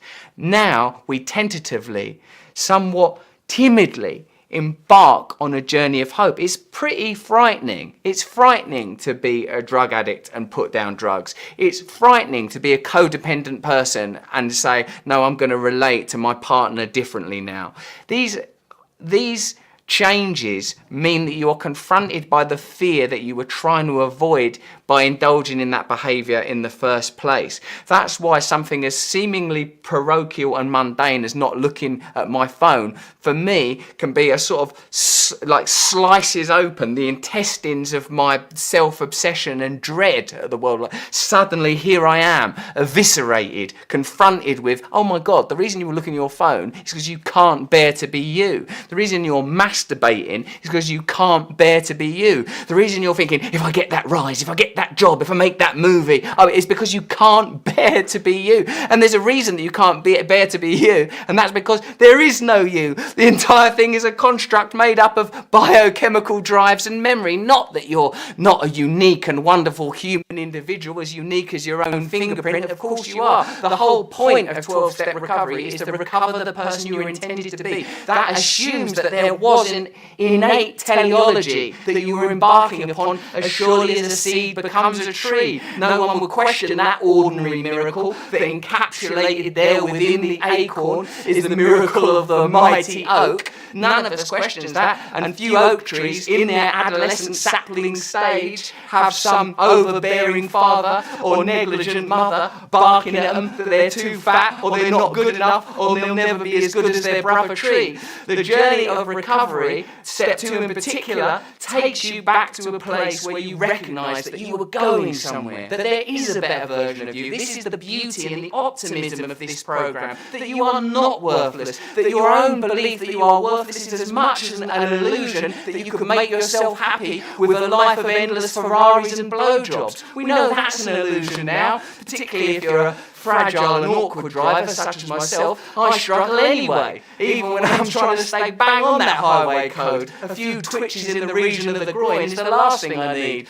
Straight into the crash barriers. So step 2 is about hope. It's about positivity. It's the acceptance that there is a better you waiting to be born. Part of step 2 is having a conception of a higher power. That might be difficult for you because your previous experiences with God and religion and spirituality might have been negative. You might have experienced so much pain and trauma and suffering in your life that the idea of believing in God now seems sort of naive and superstitious. And there's been times in my life that I've thought that, that religion is for sort of crazy white people and fragile, mad, frantic brown people. Religion gets bad PR. The only time you encounter religion these days is someone has committed some atrocity or someone's not letting someone else do what they want in a bedroom or a clinic. But this is not the religion or the spirituality that we're dealing with here. This is spirituality as you understand it, a power greater than yourself as you understand it. This for me is not an opportunity to be glib. You shouldn't be like nominating some ridiculous abstract caricature of God or some sort of simple, obvious, dumb deity. Oh, well, could a power greater than myself just be this statue? No. Hey everybody, Walt Goggins here. Starting a business is never easy, but with GoDaddy Arrow, that endeavor is about to become a whole lot easier. Hey, you got this. Create a website that looks like you know. It's, for me, this conception of God, this invitation to believe in a power greater than yourself, it can be very humbling because it felt to me like a return to a sort of innocence. Like most cynics and skeptics are wounded it's hard to once again open your heart, particularly if you've just let go of a behaviour or a substance that was holding your life together, and stripped of that carapace, you're now being invited to open your mind to the possibility of a power greater than yourself. The important thing, of course, is it's not being prescribed to you.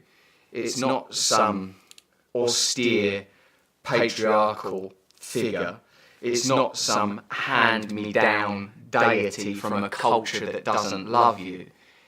It's simply a personal willingness to accept or even inquire into the idea of a better version of yourself, of a way out of the synaptic code, the neurological trap that you've been inhabiting that's no longer working for you. If that could be something as disposable as I want to change the way I use the phone. It could be something as life-altering as I can't continue to drink or take drugs. Whether it's an overtly radical change or a small change as you continue your journey of self-improvement, step 2 is a necessity, and an understanding and an acceptance of a power greater than yourself is a necessary component. But consider the alternative. But there is no power greater than yourself. Isn't that even more crazy, that you've already fully inhabited all possibility?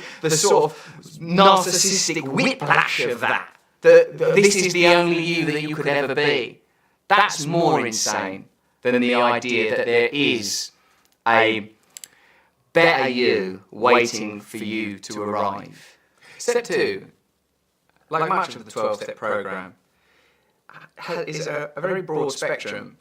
You could approach it with deep esotericism. You could spend time now contemplating the nature of God, the nature of being, the nature of consciousness, the possibility of migrating from one aspect of yourself to another, the idea that you may already be a kind of shell, that the pain, the call to arms that you felt and acknowledged in step 1 was merely the commencement of a metamorphosis. For we know, don't we, that the caterpillar don't merely sprout antennae and wings in that pupae. Not pupae, not some fecal pastry. No, in the cocoon. The caterpillar deconstitutes entirely, becomes as liquid, that there is a kind of death of the old self for metamorphoses to take place. Step 2 is about hope, just a gentle acceptance of fragile hope. Do these worksheets, complete the step 2 worksheet, and then spend a moment reflecting on the gentle possibility that you can become a different version of yourself, that you needn't continually be occupied by the thoughts that you had, that you are more than a vessel for concepts and ideas, particularly if these concepts and ideas are painful for you.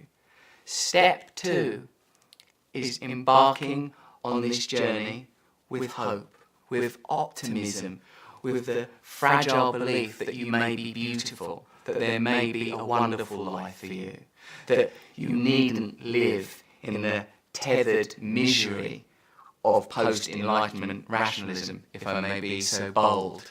We are born, we are material, we die, we live in a bag of skin, we are organs functioning in some delicate inner ballet that will one day necessarily end. What is behind this cosmology? What is behind it? How is the material world suspended, held, continuing? Is there a way that we can access it through ritual, through prayer, through practice? All we need to do is invite these possibilities into our mind, to let the drawbridge down, to allow yourself to be bare to hope, to dare to feel, to look for a moment beyond the fear of self-prohibiting belief, and to accept that there is another way. This is where this program will take you. Spend a moment believing that it is possible for you to change. Then you will be ready to do step 3. That's the sound of an American oil company hard at work. Want to be a part of it? Listen up. Hello, my name is Adam Ferrari, and I'm the CEO of Phoenix Energy. I look forward to you joining us at our next webinar.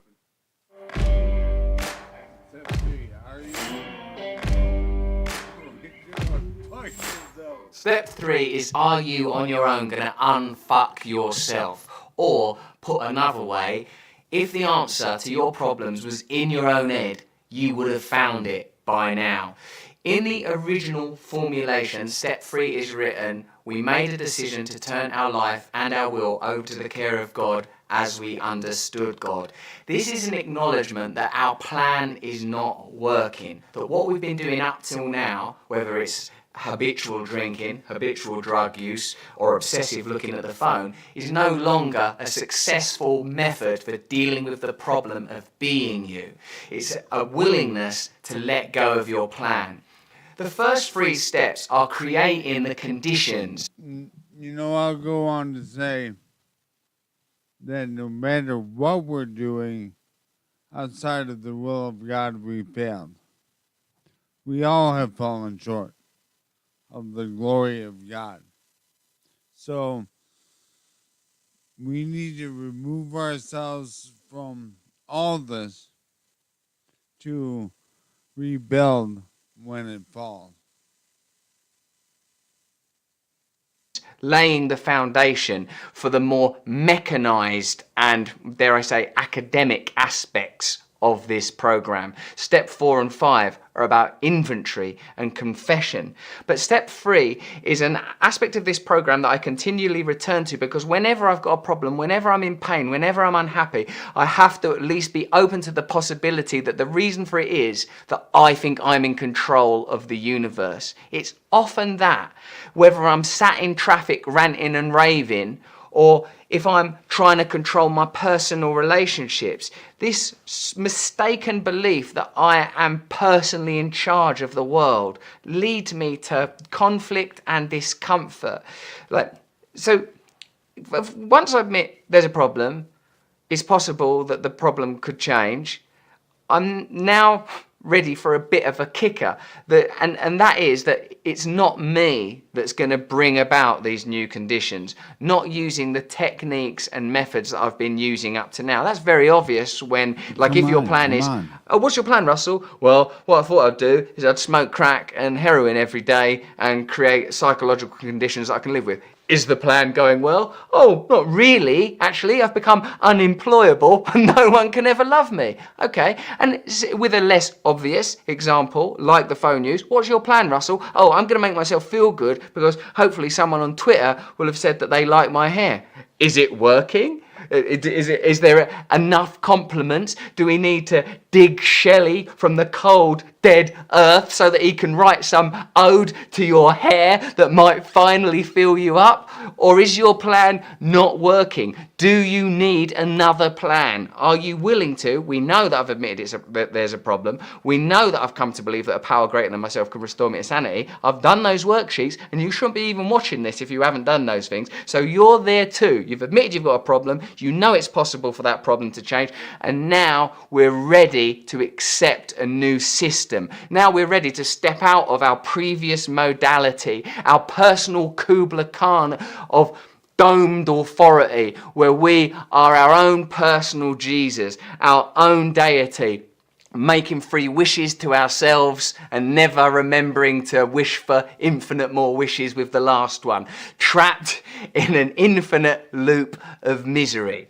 So for me, step 3 is essentially like, oh man, as I wrote it, are you on your own gonna unfuck yourself? No, I'm not. I've looked at my life. I've seen what's going down. What happens is this: I have unfulfilling relationships. I get kicked out of jobs. I piss people off. I'm lonely. I'm unhappy. Now, like, I've had the gift of living. Dog has to go outside.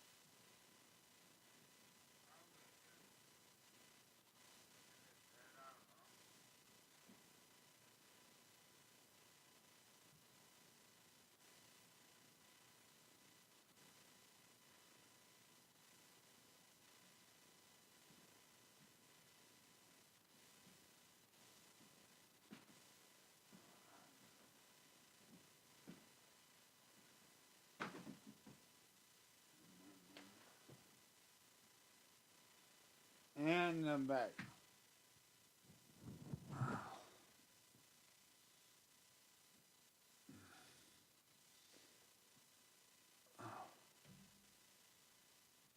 All right.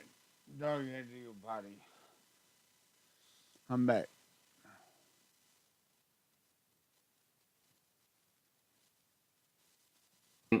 Up till the point when I stopped taking drugs, a pretty extreme life. And then, if bloody hell, to be honest, it continued being extreme because I was dealing with things like fame and celebrity, which, believe me, are pretty toxic and addictive in themselves. What is fame other than placing an image of you into a restaurant and other forms of reward which hardly need further explanation? The evidence is that I need help. I need help. It's a step that I've noticed people don't like taking. People don't like accepting that they don't have the resources to change their own life. People don't like being humbled. I suppose there's a correlation between humility and humiliation. I've experienced quite a lot of humiliation in my life. My life has led me to these sort of junctions of despair where I felt annihilated and worthless, and I found it difficult to... Here's the thought. Can we realize that stopping and saying, I can't do this alone, I need help, is really saying, give me the spirit to do this. I don't know. I don't know where I'm trying to take that. I'm gonna have to think about this. I had a thought in my head, but I don't know how to verbalize it yet, I guess. Discern between humility and humiliation. The dictionary definition, and geez, why not go with that, of humility is awareness of one's relative insignificance. This needn't be a tool for berating the self, like, oh, I'm scum, I'm not good enough. It's just a kind of awareness that within the scope of the limitless, my hopes and dreams and aspirations and my fears and my self-flagellation and my self-loathing are not of absolute value. They are not sublimely valuable. They are not ultimately valuable. The humility becomes a kind of fulcrum, a launch pad for a different perspective. The acknowledgement, the acceptance that my plan isn't working, whether my plan is become famous, take loads of drugs, have loads of sex, look at the phone all the time, whatever this plan is, it's not working. What's kind of beautiful is the recognition that the drive, the wanting, the yearning behind it is not inherently bad, that it's a kind of, in a sense, neutral force that we can guide and direct, that of our own metal, of our own steam, we've not directed particularly well.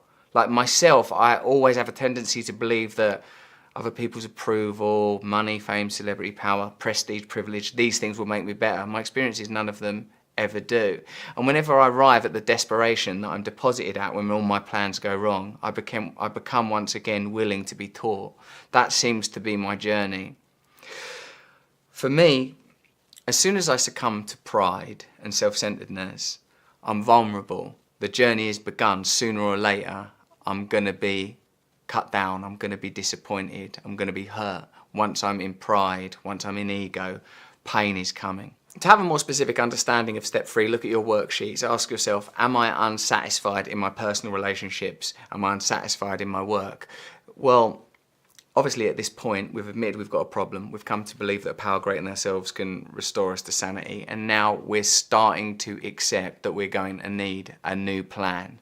That authority can be benevolent, kind, and compassionate. This is where this conception of a higher power starts to play a significant role in our progress, a power greater than ourselves that isn't a negative, authoritative power, not some personal despot that's going to ensure continuing punishment, but loving authority. It was only when I started working this program and started to attend support groups based around the 12 steps that I began to encounter authority that was compassionate and kind. My early life experiences of authority were either inefficient, negligent, incompetent, or downright malevolent. But when you're working a 12-step program, you are participating in a mentality and an ideology and a community that is about reaching beyond the self. By its very nature, it's about overcoming the pitfalls of an egocentric lifestyle, of an egocentric worldview. So it's safe to accept this plan. We don't need to have that kind of febrile, anxious resistance to other people's ideas that I know that I personally felt. My assumption was, I can't trust nobody. I can't trust nobody. But the conditions and codes of the program that I had prior to working this program will become clearer when we apply the tools of inventory that step 4 and 5 comprise. For now, we're still preparing the conditions to embark on this journey, because that's rigorous. The inventory process is difficult. The inventory process is where this program becomes distinct from tools in personal development that I've found less effective because they've amounted to a kind of faith-based sense that, come on, things are going to get better, life will improve, be positive, all things that are, necessary and helpful, but are not administratively reliable. It's the pragmatism of this 12-step approach to spirituality that I like, even though I'm really down with the metaphysics and the reflection and the mental pirouations and spiritual masturbations. It's when it comes down to, Hey Tone, why should people come to the AI Advantage Summit April 23rd through the 25th? That's a good ad, isn't it? Pretty simple. I'll tell you what it really is. We're in a situation where it happens once in a generation. I think you know it. With AI, you're in a situation where there are tools that can accelerate your success massively, but if you don't know them, they'll cost you. We're in the most competitive time in human history, and I think most people think of AI as something that you just go to for a chat box. But today, as you know, there's tools. You're not going to be replaced by AI. You're going to be replaced by a person who knows how to use AI, what I call the AI Advantage. Or if you have a small business or medium-sized business, there are tools right now that cost you next to nothing that could immediately leverage you. Take away all the redundant things that make you crazy and save you a huge amount of time, but also, even more importantly, make you more successful, more profitable. So we got together and decided we're going to do 3 days. We're going to bring you the best experts in the world, not just the big players, those two, but also the people that day to day we've been interviewing that are taking AI and using it in a really practical way to get results. What do you say to people? Why should they come? They're going to show you the old way of doing it, the new way of doing it, and how you could adopt it and adapt it into your business to go faster. You know you don't have 18 months. You might not even have 12. You have the next 3 months to make sure you have the AI capabilities to dive in, and it's exactly what we created. The AI Advantage Summit. Isn't it time you had the AI advantage? Not AI complexity, not AI overwhelm, but a path and a plan to implement it into your career, your business, and your life. Click below and join us. I promise you an experience you won't forget. We're not just delivering it, we're going to bring you the best of the best to make that happen for you. We'll see you then.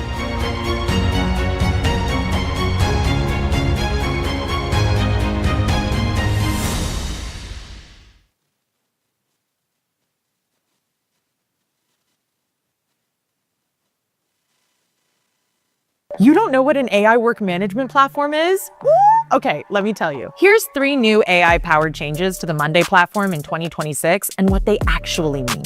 We all know we need to use AI, but we're still figuring out how. Well, Monday.com figured it out. Number one, Monday Sidekick. It's like your own business consultant, but not like the one you pay hourly and that gives you generic advice. It has read every document, knows every project, budgets, timelines, everything. It answers any question about your business with infinite knowledge. Number two, Monday Vibe.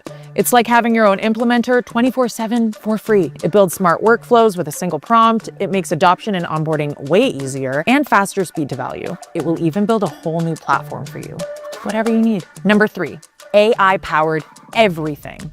Your budget column can extract quotes from a PDF. Your copy writes itself. Translating to different languages, done instantly. Everything just got faster than ever. Monday.com is the single best AI work management platform out there today. It's a completely new experience.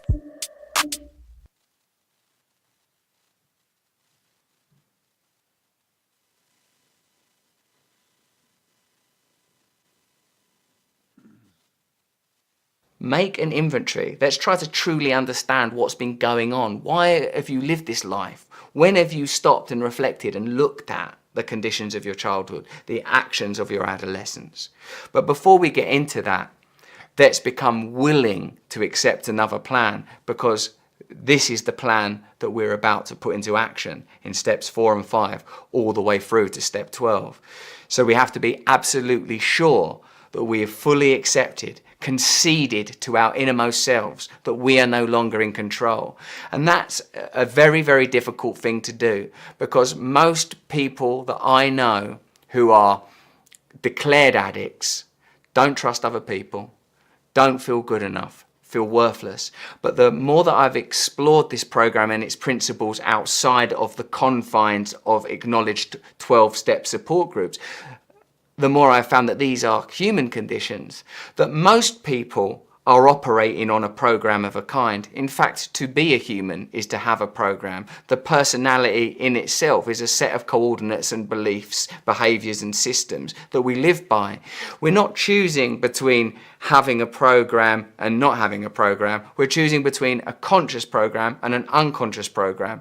We all have a program. We have the program of our race, our class, our sex, gender, the time we were born in, our familial program, our social program. We've been conditioned. The very fact that you can understand this language is evidence of your programming. A program is a deep code. Most of us are unaware of the way we've been coded, unaware that if a particular person says a particular thing at a particular time, suddenly we're incandescent. The fuse has been lit.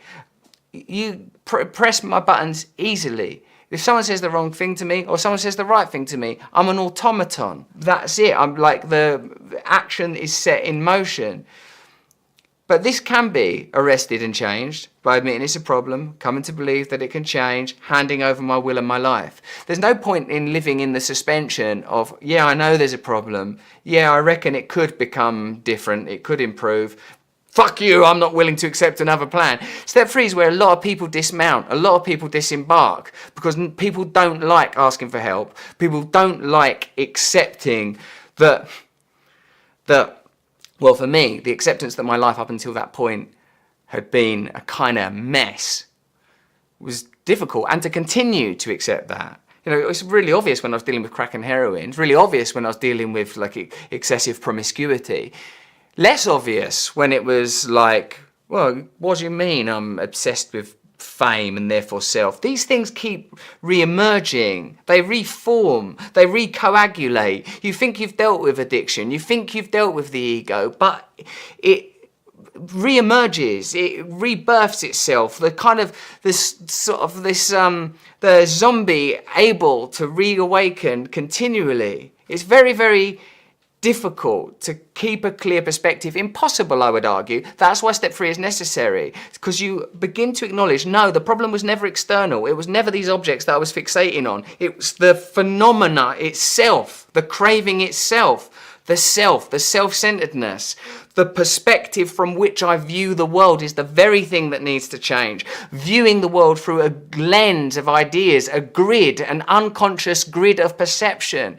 It's only when I am willing to say, I don't want that anymore. I'm okay. And like at first it feels phony. At first it feels like a facsimile, something that it feels like a pageant. But once you've taken a step through, you realize that the pageant is what's being replaced, that the illusion is where you were previously living, that the self is the illusion.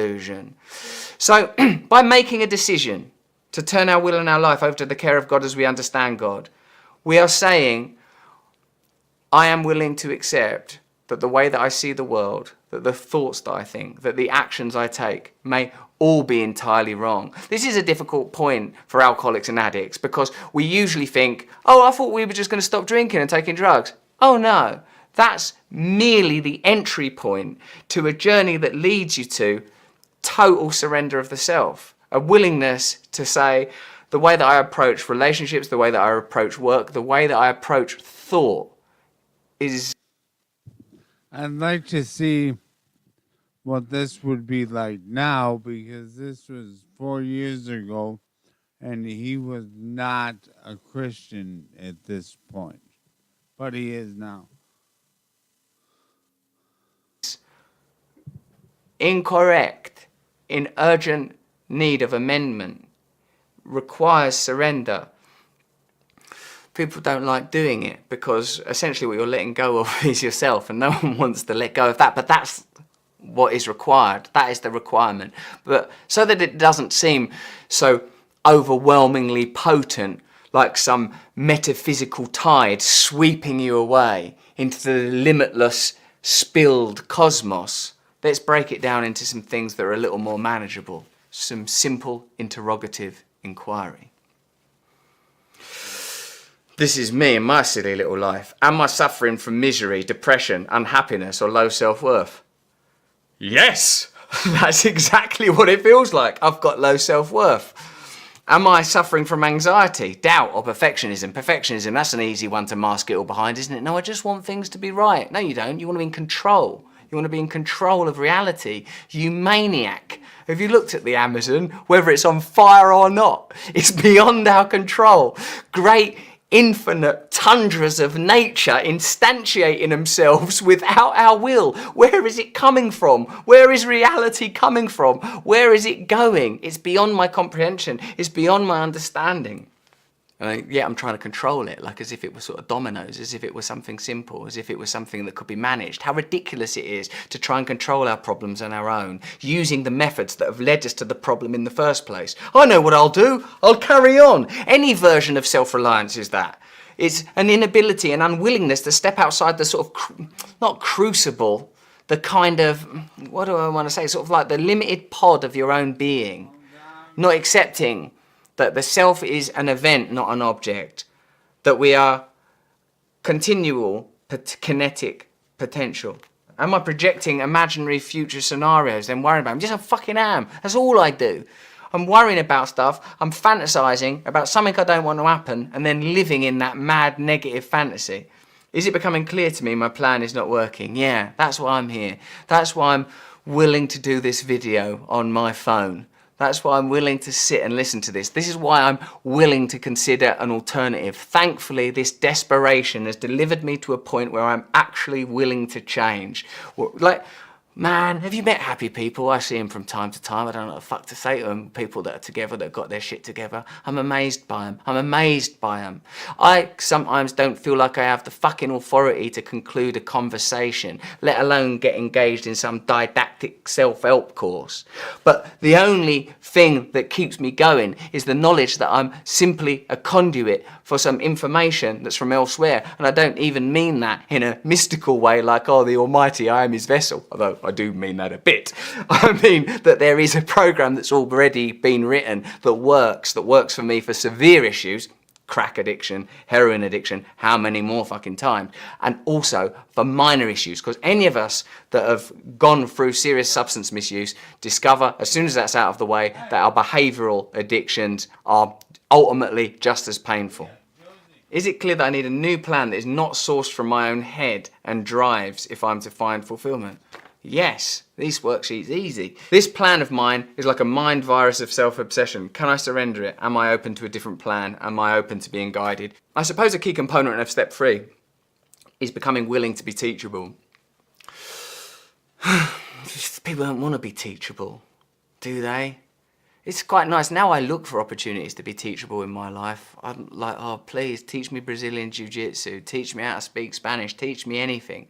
I put myself in the role of student continually. There is a kind of safety in it. There is a safety in this faith. There is a safety in this surrender. There is a safety from liberating myself from the prison of my individualism that I thought would ultimately bring me salvation. They say, don't they, Isaiah, I mean, he's not a they, he's a he, presumably.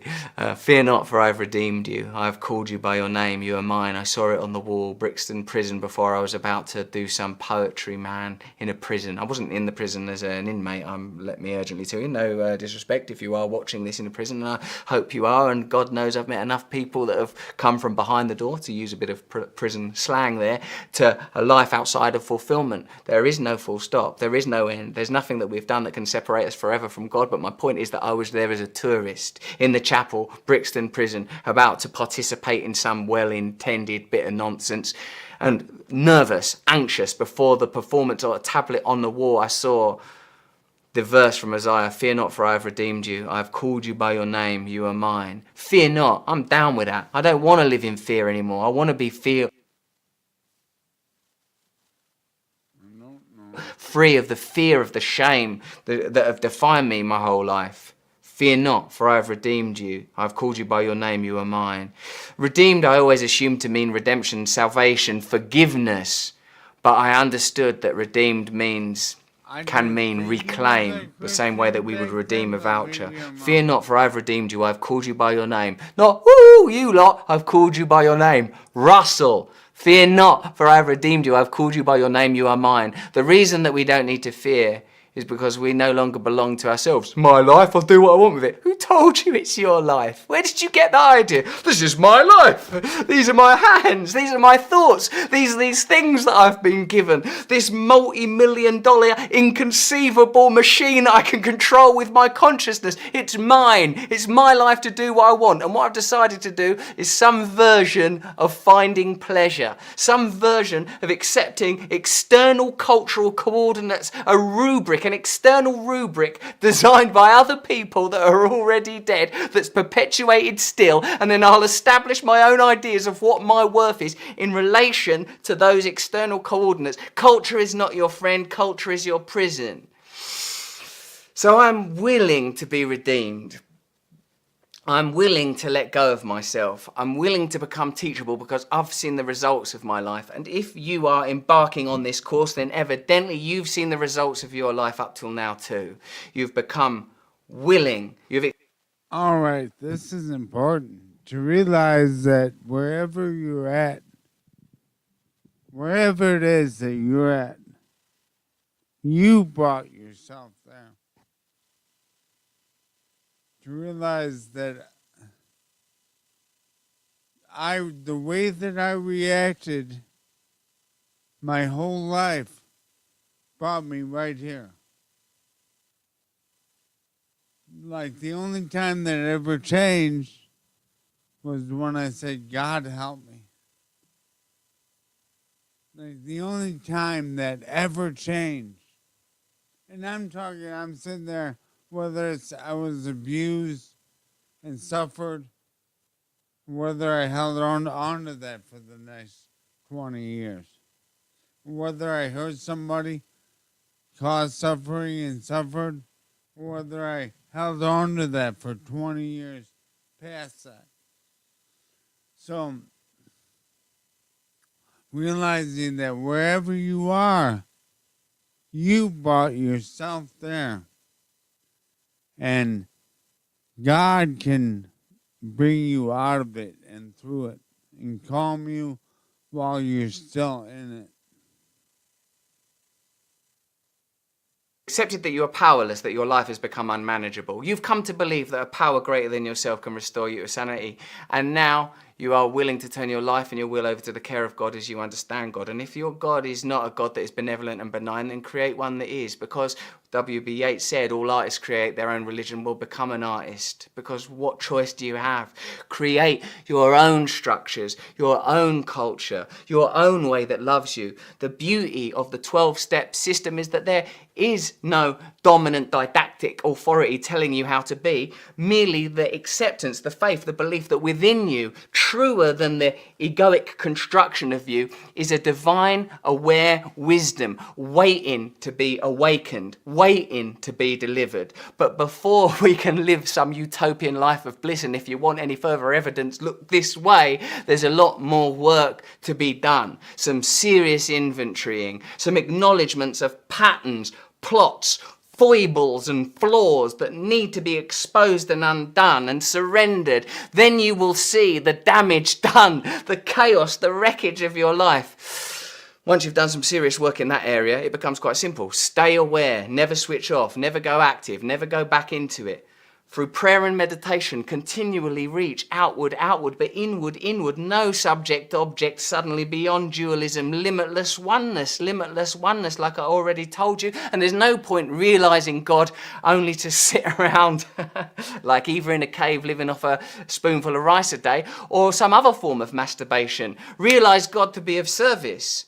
Realize God to realize that oneness. The reason that heroism looks so beautiful because in that moment of sacrifice, there was no me, there was no you. There is only the oneness. This can be realized through this simple system. What begins as a process of letting go of very obvious problems such as alcoholism or addiction or looking at your phone too much leads you ineluctably, inevitably, indefatigably to the realization that the thing that you were most addicted to was the mirage of self, that there is no self there, the experiencer of self, the awareness, the consciousness itself.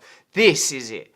Consciousness is not just one more phenomena, but the seat of all phenomena, and that we can access it if we free ourselves of the illusory beliefs that we are some kind of solid mental object pecking through reality, like a sort of hammer-nail relationship to the world, that none of it is real.